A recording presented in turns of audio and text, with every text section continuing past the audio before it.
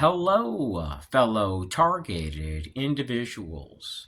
The term gang stalking is nothing more than a term to describe mobbing and harassment. See, our enemies, they utilize people that would never be suspected of being a threat. So for that reason, you're harassed in your neighborhood by people that are typically ex-military or a homeowner.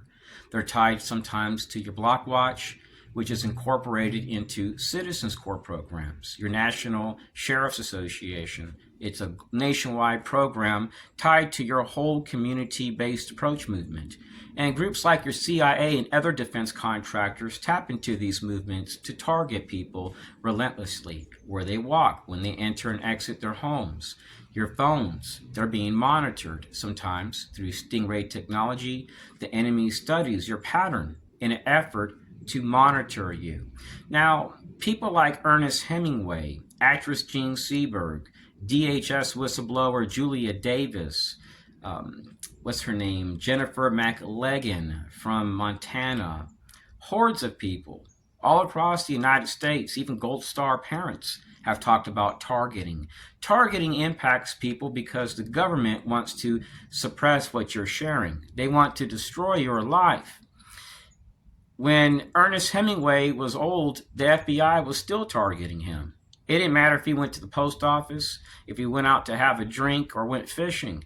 It wasn't about stopping terrorism or crime. The term national security has been utilized to even have cases thrown out of court. Once they say, oh, national security, and use that shield, that case is dismissed. So we really don't have a constitutional form of government. Anybody working on a naval base or army base under a NSA contract can clearly tell you the Constitution is void if they're monitoring our phone calls and looking at our pictures. It's all about money and survival for many of these people. And in prior administrations, I was being harassed by LGBT and people that were transgender. What's up with that? So they utilize people that the target has nothing in common with. When you look at these people that I have on video from VFW that came at me as an entire group, that wasn't anything involving promoting security. That was mobbing. And when you look at their websites, they all say national security. Go type up the 4 pillars and American Legion. It says national security. Well, did you know the National Security Agency is a clandestine agency? So if they're willing to work with them, that means they're willing to do clandestine stuff. Work with the CIA or any contractor. Work with the VA, veterans rehabilitation groups, counseling groups, and provide opportunities. I'm not saying these people are bad. I grew up around veterans. I grew up around people that were in the military because my family served. But what I am saying is there are rare cases where people are harassed and are targeted. And when people experience it and talk about it, it pushes people out of your life. So be careful about who you share this with. Because people have this assumption that if you're being targeted, you're doing something wrong, when that's not the case. See, the enemy holds grudges, and they hold these grudges until you die. You would think that they would support the Constitution and Christian values, but that's not the case. And that's clearly seen when you look at the Russian hoax that was supported by our national security apparatus. When you're targeted, fellow TIs, you'll deal with a lot of people that have biases. You ever wondered why radical feminists, LGBT people tied to cults and covens in the medical industry, defense industrial base are coming your way? It's about money. And they harass you, and some act very self-sacrificial because some punk within our security apparatus is saying, you're this, you're that. See, the national security apparatus isn't bound to the Constitution. They don't support people having access to a judge, jury, or trial. President Trump didn't have that when they raided his house.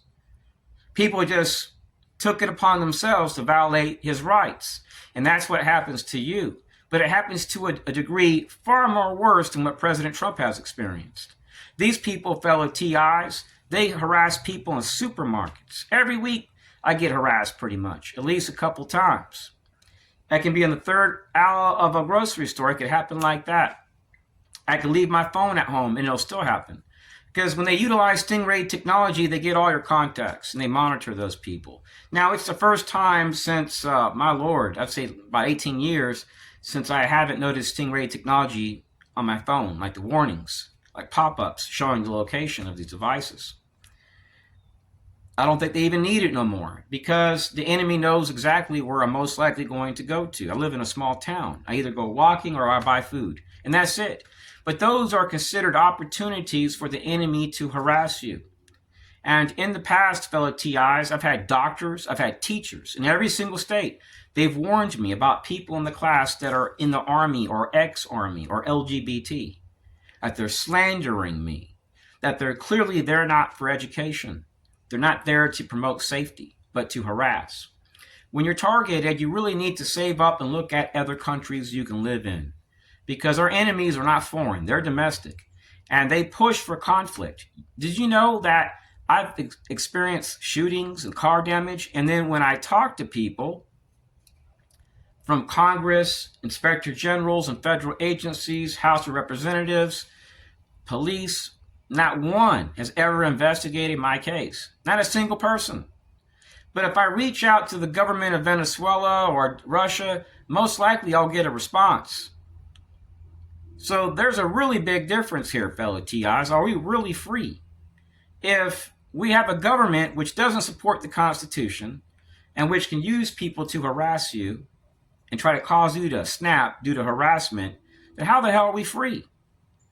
The Constitution doesn't really apply, because if you share stuff online and you can get censored and shadow banned, and you're having people try to discredit you that are social media contractors with the government, and then you're seeing that you're being isolated, you're being harassed by people that have served in the government, then how the hell are you free? When you have people that can slander you, and it's a civil matter, and they can slander you in the worst ways imaginable, and you have to sue, and you have to figure out which agency hired them. And then our national security partners have to conceal this. And then police by law have to conceal it. And then if I want to sue, I need hundreds of thousands of dollars. So what the enemy does is they promote learned helplessness. They leave you in a state where you're being mobbed and harassed. You have proof of it. There's no access to justice. And what do some targets do? They get a gun. Don't have a gun to hurt people. I've had guns in every single state, but I don't carry them when I go out, so I'm technically unarmed. When I go biking, I don't have a gun on me, but I have to protect my life.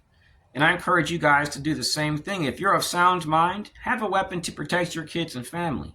Leave it at your house.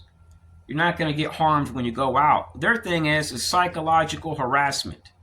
They want to constantly erode your quality of life. And you'll notice a lot of these people are from Virginia, just like G4I. I find it weird. They're from Virginia, G4I staffing. And then they work at MacDill Air Force Base. They likely work with the CIA. And I've dealt with other contractors. And then when I've investigated them, I find out they belong to a feminist veterans organization that works with other veterans.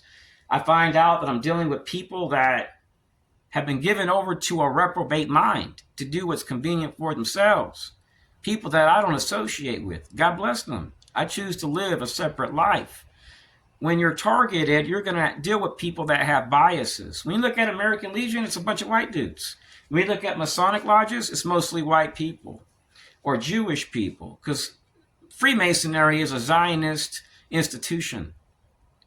So when I'm documenting Freemasons harassing me, Jewish people, people that are ex-U.S. Army, cisgender, transgender, whatever you want to call them, harassing me state by state and overseas, something isn't right. It's like the enemy wants to show me their power that I can't run from them. I can't get away from them. So it's like I have to face this problem one day in a court of law and ask for a special master to examine my case because it's complicated. And even if I go to them, they could throw up national security shields and say, oh, we got to drop this case, but I found a back door where that can't happen. So I may look in the future, fellow TIs, at declaring political asylum in Venezuela or Russia and just starting over. Because I've been here my whole entire life. And when I look at what I have, when I look at my opportunities, I'm better off overseas because I've experienced hacking. At one time, I took my computer to be examined forensically, and they found out that one IP came back to some place called Fort Benning. I guess it's in Georgia.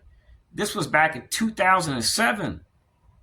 And I had lost, in 2014, I had reached up to like around 38 computer losses. Brand new computers were going out 4 or 5 days from hacking. At that time, I was being harassed by groups of women and people that were first responders. And when police detained this guy that kept showing up upon arrival in Northwest Florida, they found out he was tied to InfraGard. So they said my matter was civil. This guy went around slandering me, and he worked for the FBI. Well, guess who the FBI's boss is? Department of Justice.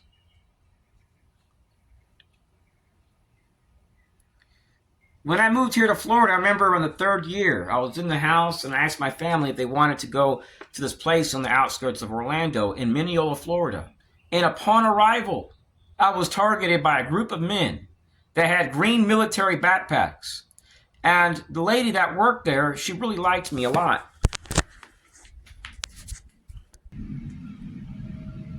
I had to pause the video to get a package. So anyways, this lady really liked me a lot, and we were good friends. And every week I would chit-chat with her. We had a lot in common. And there with my family, we're having a candlelight dinner against a lake, and a guy starts urinating on the outside of this place. And a group of people came. One had a green reflective vest.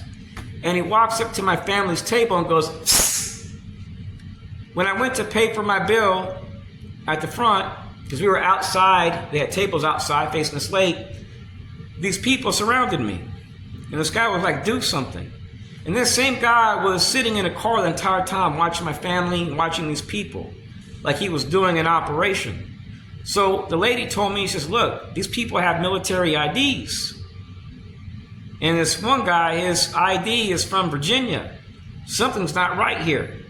These operations, fellow TIs, were 24/7. Just like the case involving the eBay executives. And my grandmother's husband, he's not my grandfather because my grandfather passed away. It was a man that she married later. Well, he got a hold of my information. He worked for the DEA in Puerto Rico and found out that I was being targeted by the CIA and the United States Army Northern Command and a variety of other interagency partners. He even told me some of the people on file are university students. So I investigated even more and found out they were coming from a University Office of Community Engagement, and a few of them were members of a group called Antifa.